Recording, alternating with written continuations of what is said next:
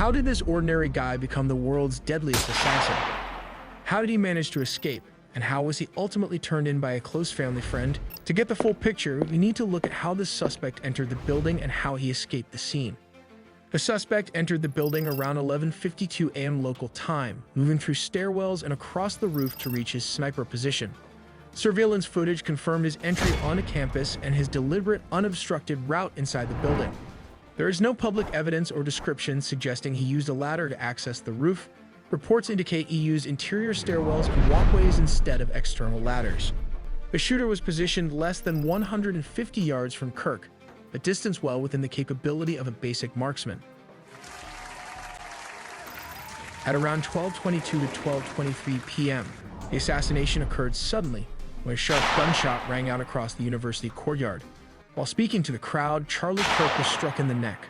Blood quickly appeared as he instinctively clutched his wound and collapsed from his chair. Investigations confirmed the bullet was fired from roughly 200 yards away.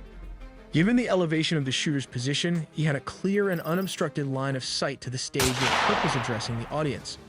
The bullet's trajectory descended steeply and precisely through open space to strike Kirk in the neck, strongly indicating the use of a scoped firearm designed for long-range accuracy. After the shot, the shooter moved carefully from the sniper position to the edge of the building. There was incorrect information that he descended by ladder, but in reality he dropped down from the ledge. In doing so, he left behind palm and shoe prints, which were crucial for forensic analysis. Though some describe it as a significant vertical descent due to the sloped embankment, he used his hands to grip the ledge and lowered himself as far as possible before dropping to the ground.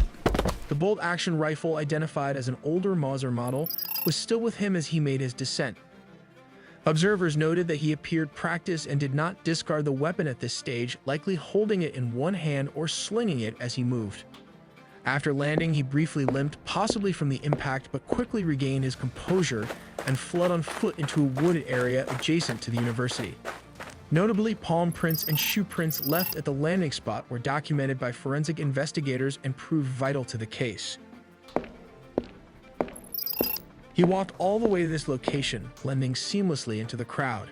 The suspect in the Charlie Kirk shooting had a brief encounter with an excavator operator near a construction site behind Utah Valley University's Losey building.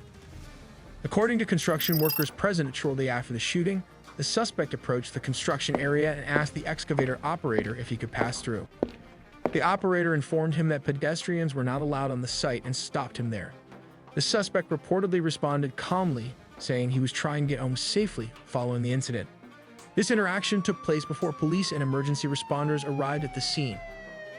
The construction site, located near the wooded area where the sniper rifle was later recovered, was part of the suspect's escape route after he jumped off the rooftop and fled from the campus. Within the next few seconds, he ran across a grassy section and headed into the nearby wooded area, rifle still in hand, until he was beyond the immediate campus property.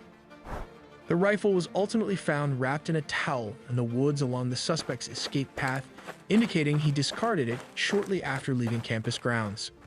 But how was he caught? It all came down to digital forensics teams analyzing thousands of security camera frames, matching Tyler Robinson's appearance, vehicle, and movements both on campus and off-site. He also left behind many digital footprints.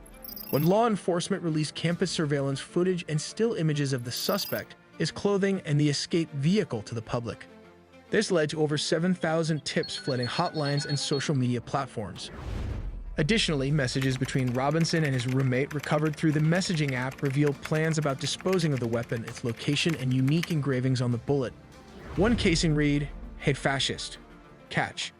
A clear, direct political message targeting Kirk's conservative stance. But the key reason he was caught was because his own father made the difficult decision to sacrifice his own son and turn him into the police. It was released that Tyler Robinson, the 22-year-old suspected shooter of conservative activist Charlie Kirk, was captured after an intense manhunt lasting about 33 hours following the shooting at Utah Valley University. The critical breakthrough came when Tyler Robinson's father, Matt Robinson, recognized his son in the photographs released by the FBI. Matt immediately reached out to Tyler and urged him to surrender peacefully. At first, Tyler refused and even threatened to harm himself rather than go to the authorities. Seeing this, Matt contacted a family friend, a youth pastor who also serves as a U.S. Marshals officer. With their support, Matt was able to convince Tyler to stay put and cooperate with law enforcement.